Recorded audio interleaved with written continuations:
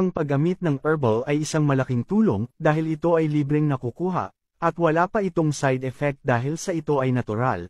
Ang aking ibabahagi ang kahalagahan ng pinagsamang dahon ng bayabas at dahon ng guyabano. Ang pinaglagaan ng mga dahon ng bayabas at guyabano ay malaking tulong sa nagdaranas ng rayuma at gout. Sa pamamagitan ng pag-inom ng pinaglagaan nito ay inaalis ang mga toxins sa loob ng ating katawan, at nililinis ang atay, kidney at kolon na siyang nagiging sanhi ng malalang karamdaman. Mabisang panlaban din ito sa cancer, na pwedeng lumala kaya hanggat maaga at di pa ganun kalala ay maiwasan na. Gamot din ito sa mataas ang blood pressure at mataas na kolesterol.